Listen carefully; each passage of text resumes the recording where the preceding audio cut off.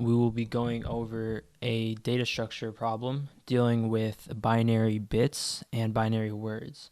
I'll link the prerequisite video in the description below so you understand how to do basic bitwise operations and right shift and unsigned and signed operations, which you'll need in order to do this problem effectively.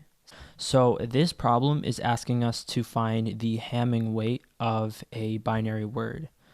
Note that this will be instantiated in an integer, so we're going to need 32 bits in order for this to work. So that's why we sign extended this 0 to all the rest of the bits, even though this value is using the first 4 bits of the binary word.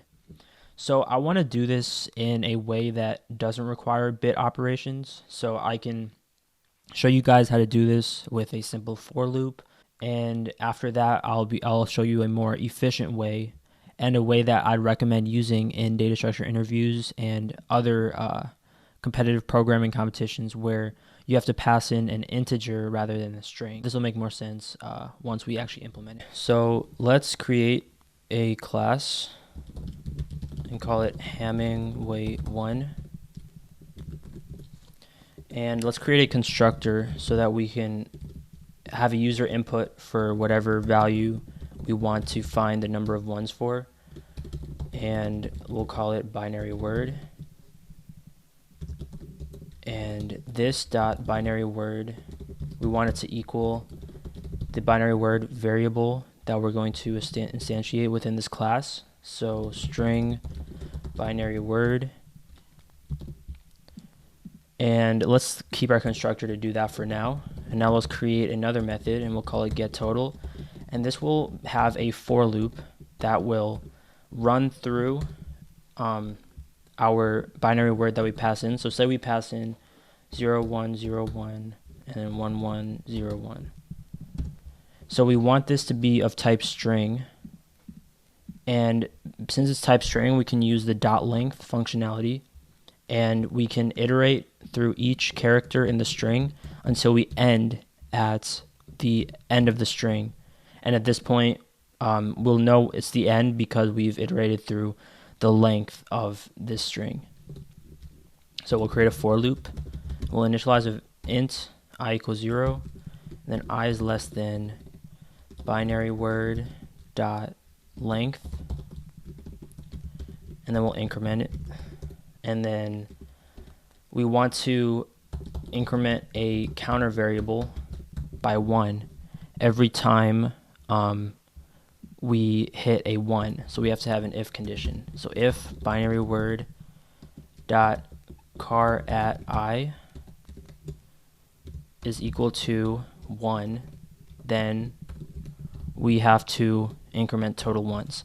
So this dot char at basically means that we have to convert I, which is right now an integer, into a character because binary word is of type string.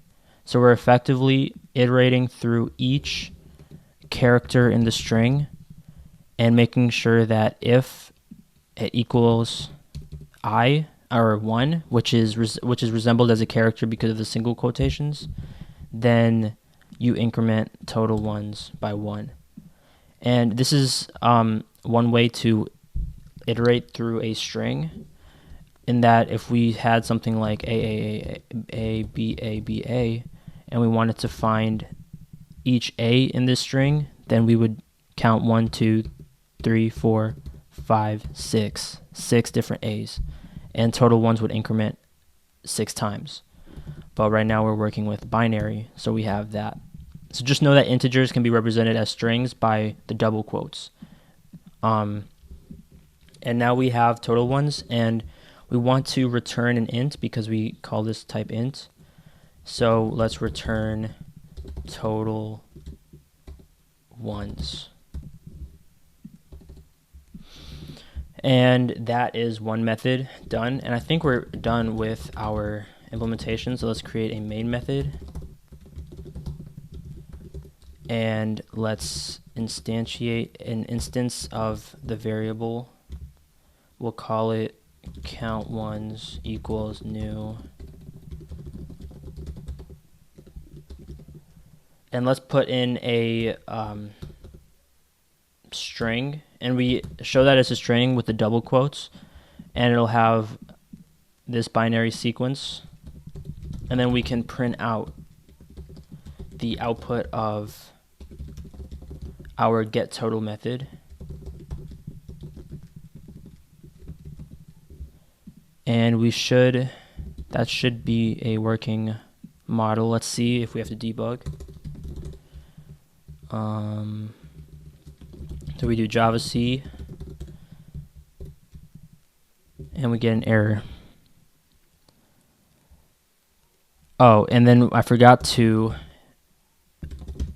instantiate total ones here, and we have to set it equal to 0 as well, because total ones, we need to know where we start total ones at. We don't need to do that for binary word, because binary word is going to be determined by whatever we pass into our constructor.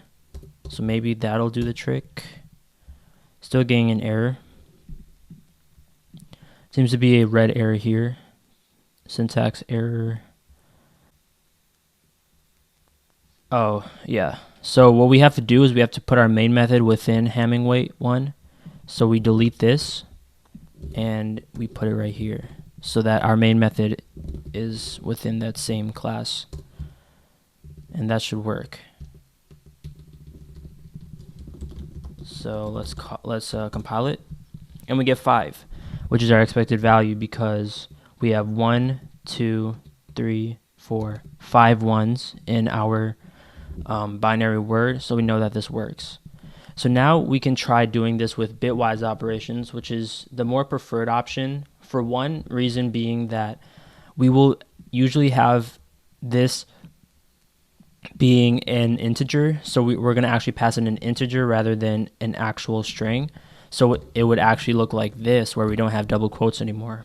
And most problems dealing with bitwise operations will ask you to input an integer. If we're asked to pass in a binary word of type string, then this will be completely fine to implement. But usually in programming problems and data structure interviews, you might be asked, most probably, to have an input of type int. So let's do a similar thing where we call we create an input within our constructor class, and we'll call it int n, and this n will be equal to the n variable within our class. So counter equals 0. This is going to be a counter for when we increment the number of times 1 is found, just like how we created a total ones here. So total ones was the increment here, and we'll call it counter here. And let's create a method called Hamming weight, and and this is confusing because parity isn't really what we're looking for, so let's call it Hamming weight. Let's call it bitwise Hamming. We have to save this as that class that we changed it to, so bitwise hamming.java, and we will instantiate a local variable. We'll call it output, and this output will be a checker to make sure that the value that we're inputting in is ANDed with 1, and that result is put into this variable. So what we want to do is we want to check each bit, each least significant bit, for whether it's a 1. So let's say we have 0, 1, 1, 0, 1, 0, 1, right? So what we want to do is we want to start at the least significant bit, and we want to AND it with 1, and 1 is represented by this in binary. So we're ANDing each element of our binary word with each corresponding value of 1. So the only element that we're really checking for is the least significant bit, because all the other bits will end up being 0 no matter what, because we have zeros as our higher bit representations. So this will equal 0, 0, 0, 0, 0, 0, 0, 1, right? And this will signify that we have to increment our counter because the least significant bit is 1. So what do we do after we find this value to be 1 and not 0? Well, we have to right shift. So we have to do n right shifted by 1 equals n. So n will right shift by 1 after this operation is done.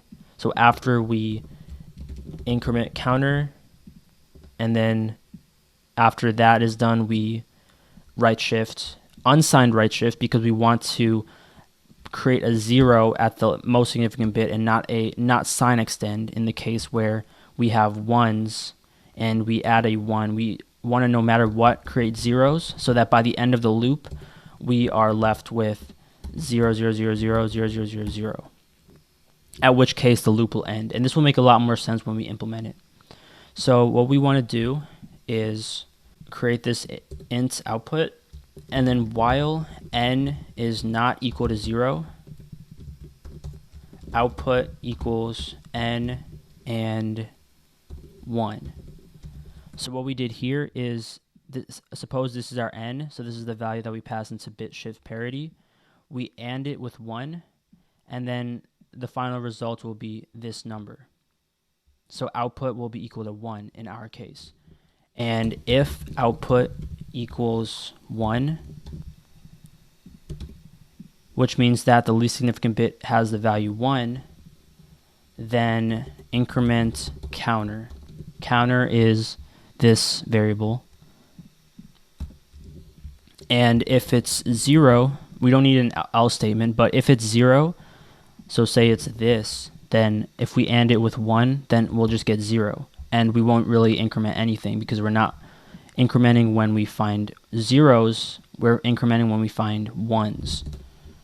So then after we're done with this loop, no matter if we find 1 or no matter if we find 0, we still want to right shift our n. So let's do that here. So we have 0, 0, 1, 1, 0, 1, 0, 1. This is iteration 1. And then in iteration, at the very end of iteration 1, where we do n equals n unsigned right shift, we want to right shift this to one place to the right. So that means that 1 disappears and we add a 0. So 1 is fed into the machine and we're left with 0, 1, 0, 1. So that's our least significant bits. 0, 1, 0, 1, 0, sorry. So that part is now our least significant bits. And then this is going to be 0, 0, 0, 1. And this is the case because we remove the 1 and we add a 0.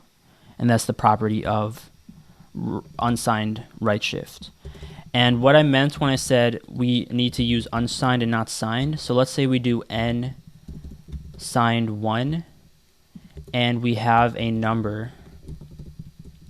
We have a number like 111 1011 1011.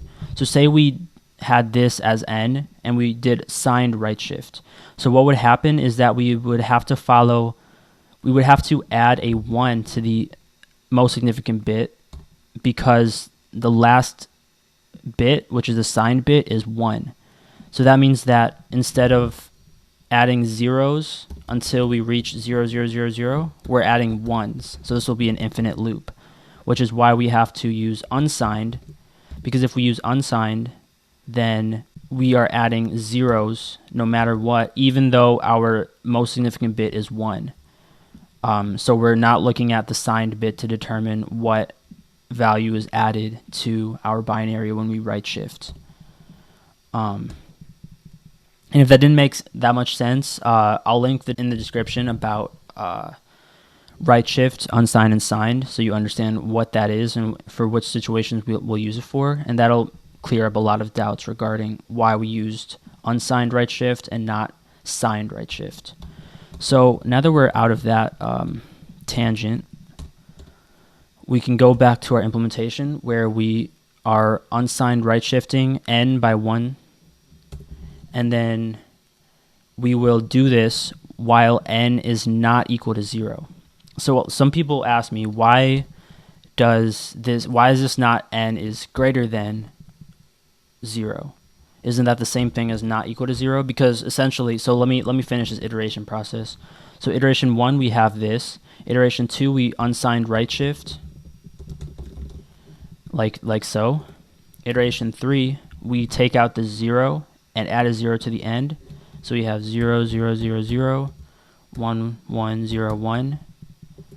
Iteration 4, we have 0, 0, 0, 0, 0, 1, 1, 0, 0, 0, 0, 0, 0, 0, 1, 1, 0, 0, 0, 0, 0, 0, 0, 1, and then finally 0, 0, 0, 0, 0, 0, 0, 0. And at this point, our while loop will end. So what we did here is we shifted to the right, and each bit that's being compared to 1 is shown at the least significant bit. And the problem we're asking here is while n is not equal to 0. So why can't this be while n is greater than 0? And the answer to that is because of the nature of signed bits. And let's say we have n as 1, 1, 1, 1, 1, 0, 1, 1. This is actually a negative number because we have 1 as our signed bit. So if we put this into the machine and we say while n is greater than 0, it will automatically exit this while loop because this n is already less than 0. So we'll simply exit this while loop and go to whatever statement we add outside of the loop, which is why we have to mention n is not equal to 0, because despite it being negative or positive, as long as it ends up being 0, 0, 0, then we go through this while loop. So let's delete all of this. And now we can return counter, and counter will hold the number of times 1 is found in our n, just like how in our get total we hold the number of 1s in this variable, except the 1s are in type string, but in here it's of type int.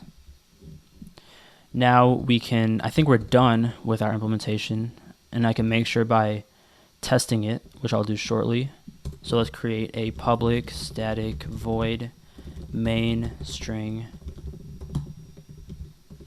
and we'll call this Bitwise hamming.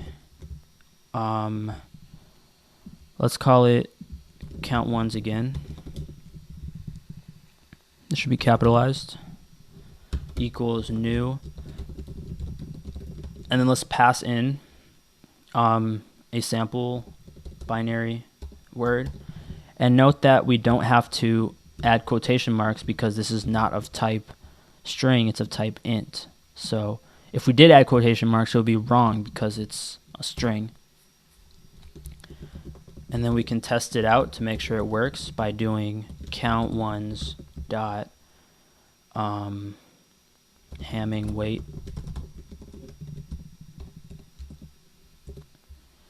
and we should be able to output the correct value. So let's check this out.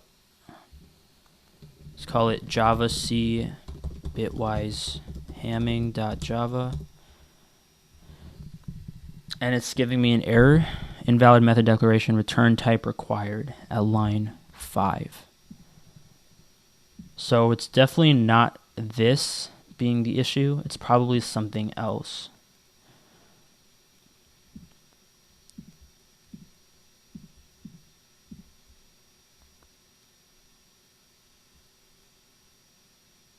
Oh, I forgot to change this to Bitwise hamming, because our constructor class has to be equal to whatever class we instantiated here.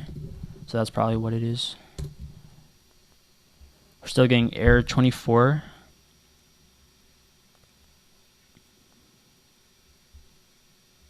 Oh, I messed up the system.out So let's try that. We get a different error. Cannot find simple bitwise hamming. So bitwise hamming. Yeah, spelling. So this was lowercase. It has to be capitalized. So yeah, tons of bugs, but that's just with any program you ever write. You're always going to have typos and things you have to change, which is what the compiler is for. So we can finally run it, and we get 4. So we can count it 1, 2, 3, 4.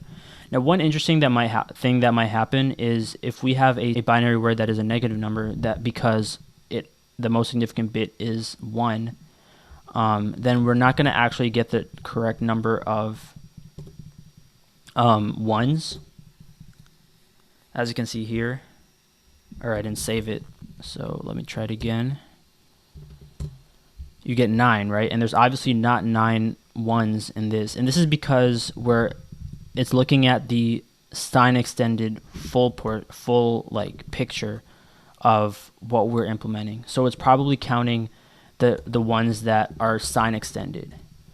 But this error will not happen if it's a positive number, as we can see here when we expect to get 3 ones. Yep. So that is our implementation. There really isn't much we could do about that one situation, because it'll always sign extend no matter what. And this is a perfectly fine answer to give when asked this question, number of 1 bits.